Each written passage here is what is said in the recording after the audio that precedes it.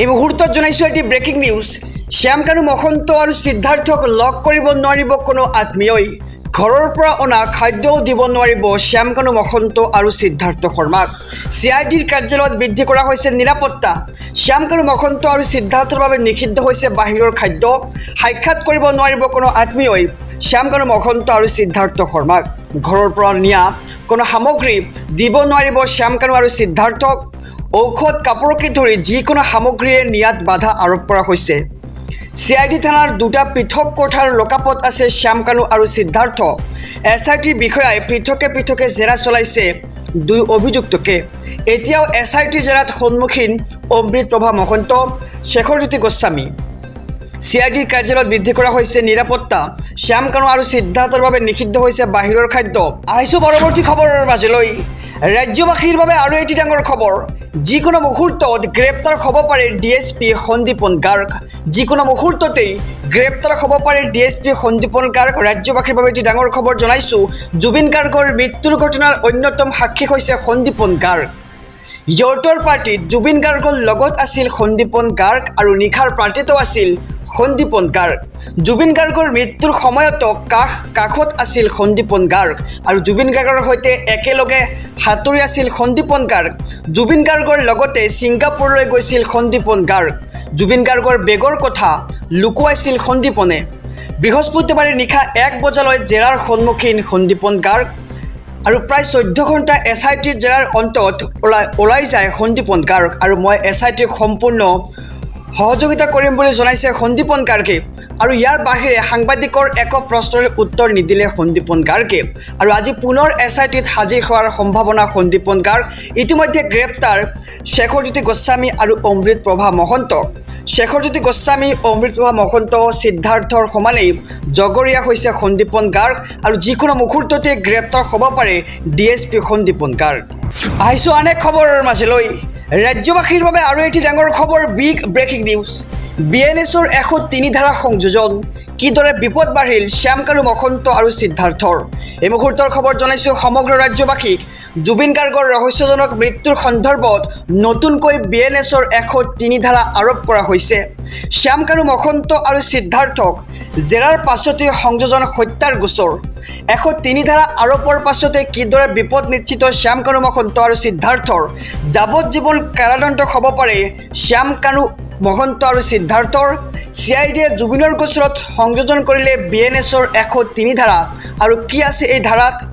দোষী হ'লে BNSৰ 103 ধাৰা অনুসৰি আজীৱন জেল বা মৃত্যুদণ্ড নিশ্চিত। সমগ্ৰ ৰাজ্যবাসী ইতিমধ্যে জানিছে যে দুই অভিযুক্তৰ বিৰুদ্ধে 103 ধাৰা আৰোপ কৰিছে CIDয়ে আৰু দোষী হ'লে BNSৰ 103 ধাৰা অনুসৰি যাৱজ্জীৱন জেল বা মৃত্যুদণ্ড নিশ্চিত। জুবিনৰ ঘটনাক হত্যাকাণ্ড বুলি সন্দেহ ৰাজ্যৰ লাখ লাখ অনুৰাগীৰ আৰু গোচৰত হত্যাৰ ধাৰা সন্নিৱিষ্টৰ পাছতেই বিপদ বাঢ়ি আহিছে দুই মূল অভিযুক্তৰ। CIDৰ জেৰাৰ অন্তত মহা বিপদত পৰিব শ্যাম কানু মহন্ত আৰু সিদ্ধাৰ্থ শৰ্মা। শ্যাম কানু মহন্ত আৰু সিদ্ধাৰ্থক বচাবলৈ ৰাজ্যত ইতিমধ্যে এতিয়ালৈকে ওলাই অহা নাই কোনো অধিবক্তা। আৰু জুবিনৰ ৰহস্যজনক মৃত্যু সন্দৰ্ভত নতুনকৈ BNSৰ 103 ধাৰা আৰোপ কৰা হৈছে। আহিছোঁ আন এক খবৰৰ মাজলৈ। অমৃতপ্ৰভা মহন্ত, শেখৰজ্যোতি গোস্বামীক গ্ৰেপ্তাৰৰ পিছতেই জুবিনৰ ঘটনাৰ নতুন মোৰ। অমৃতপ্ৰভাই জানে নেকি ঘটনাৰ আঁৰৰ সকলো ৰহস্য? এই মুহূৰ্তৰ খবৰ জনাইছোঁ সমগ্ৰ ৰাজ্যবাসীক। অমৃতপ্ৰভা মহন্ত, শেখৰজ্যোতি গোস্বামীক গ্ৰেপ্তাৰৰ পিছতেই জুবিনৰ ঘটনাৰ নতুন মোৰ উন্মোচন হৈছে। অমৃতপ্ৰভাই জানে নেকি ঘটনাৰ আঁৰৰ সকলো ৰহস্য? এতিয়া প্ৰশ্ন উঠিছে, কিয় মিছা মাতি আছিল অমৃতপ্ৰভাই? কোনোবাই মিছা মাতিবলৈ কৈছে নেকি অমৃতপ্ৰভাক? তাক লৈও প্ৰশ্ন কৰা হৈছে। নে প্ৰত্যক্ষভাৱে অমৃতপ্ৰভা জড়িত জুবিনৰ কাণ্ডৰ সৈতে? জুবিন গাৰ্গৰ অন্যতম সতীৰ্থ শেখৰকো গ্ৰেপ্তাৰৰ পিছতে ঘটনাটোত কিছু নতুন ৰহস্য দেখিবলৈ পোৱা গৈছে। আৰু কেনেকৈ শেখৰে মৃত্যুৰ মুখলৈ এৰি দিছিল জুবিন গাৰ্গক, তাক লৈও প্ৰশ্ন উঠিছে। জুবিন গাৰ্গৰ ঘটনাৰ এখন পৰিকল্পিত নাটক নেকি, তাক লৈ ইতিমধ্যে প্ৰশ্ন কৰা হৈছে। আৰু আপোনালোকৰ মতে কি সেয়া জনাওক আমাৰ কমেণ্ট বক্সত। এই মুহূৰ্তত জনাইছোঁ আজিৰ দ্বিতীয় নম্বৰ খবৰটো ৰাজ্যবাসীৰ বাবে আৰু এটি ডাঙৰ খবৰ, বিগ ব্ৰেকিং নিউজ। ছিংগাপুৰত প্ৰকৃততে কি হৈছিল জুবিন গাৰ্গৰ সৈতে? সঁচা কথাটো আমাক লাগে। ক্ষিপ্ৰগতিৰে হওক তদন্ত আৰু এই মন্তব্য আগবঢ়াইছে গৰিমা শইকীয়া গাৰ্গে।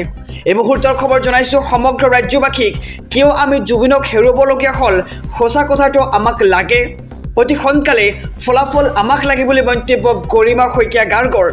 ন্যায় ব্যৱস্থাৰ ওপৰত আমাৰ সম্পূৰ্ণ আস্থা আছে। মানুহৰ মাজত মানুহৰ হকে কাম কৰা ব্যক্তিজনক কিয় হেৰুৱালোঁ আমি, আৰু তদন্তত যি সহযোগিতা লাগে আমি সদায় কৰি যাম। যিমান পাৰি সোনকালে ফলাফল লাগে আমাক, পুনৰ কেমেৰাৰ সন্মুখত উপচি উঠিল গৰিমা শইকীয়া গাৰ্গে। আৰু অতি সোনকালে আমাক ফলাফল লাগে, আমাক ন্যায় লাগে। ন্যায় ব্যৱস্থাৰ ওপৰত আমাৰ সম্পূৰ্ণ আস্থা আছে বুলি মন্তব্য গৰিমা শইকীয়া গাৰ্গৰ। মানুহৰ মাজত মানুহৰ হকে কাম কৰা ব্যক্তিজনক কিয় হেৰুৱালোঁ আমি, প্ৰশ্ন কৰিছে গৰিমা শইকীয়া গাৰ্গে। আৰু কিয় আমি জুবিনক হেৰুৱাবলগীয়া হ'ল, সঁচা কথাটো আমাক লাগে বুলি মন্তব্য গৰিমা শইকীয়া গাৰ্গৰ। আহিছোঁ আন এক খবৰৰ মাজলৈ। প্ৰতিজন অসমীয়াৰ এটাই দাবী, জুবিন গাৰ্গৰ ন্যায় লাগে।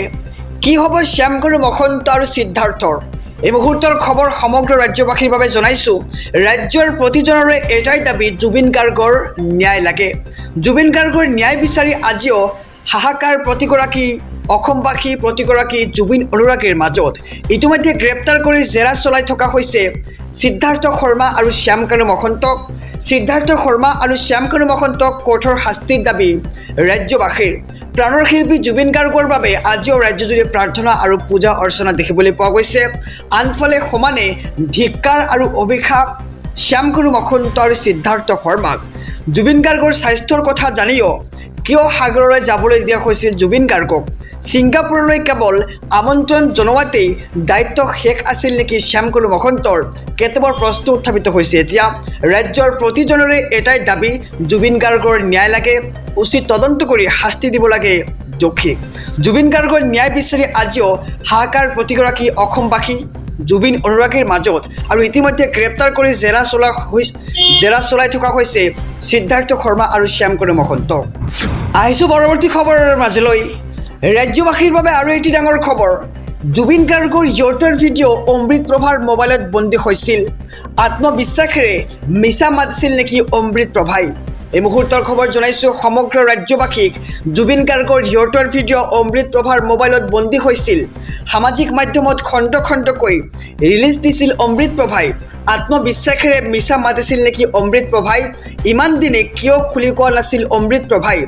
কণ্ঠশিল্পী দেৱা গীতছৰ বিস্ফোৰক ফেচবুক পোষ্ট দেখিবলৈ পোৱা গৈছে। ছিংগাপুৰৰ পৰা জুবিনৰ অট'পচি ৰিপৰ্ট প্ৰদান কৰা হৈছে ইতিমধ্যে, আৰু এয়া এক্সিডেণ্টেল মৃত্যু বুলি প্ৰকাশ কৰা হৈছে। সমগ্ৰ ৰাজ্যবাসীক জনাইছোঁ খবৰ। ছিংগাপুৰৰ পৰা ইতিমধ্যে জুবিন গাৰ্গৰ অট'পচি ৰিপৰ্ট প্ৰদান কৰা হৈছে, আৰু এয়া এক্সিডেণ্টেল মৃত্যু বুলি প্ৰকাশ কৰা হৈছে। আৰু কিন্তু এই ঘটনাৰ মূলত দোষী কোন? ভাৰতীয় উচ্চায়ুক্তক দাখিল কৰিলে ছিংগাপুৰ আৰক্ষীয়ে, আৰু অসম চৰকাৰলৈও প্ৰতিবেদন পঠিওৱা হ'ব।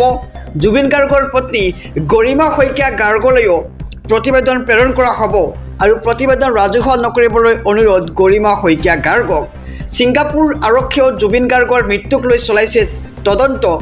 দিল্লীৰ পৰা ভিছেৰা ৰিপৰ্টৰ বাবে অপেক্ষা কৰা হৈছে। GMCHৰ মৰণোত্তৰ পৰীক্ষাৰ প্ৰতিবেদন প্ৰস্তুত হৈছে ইতিমধ্যে।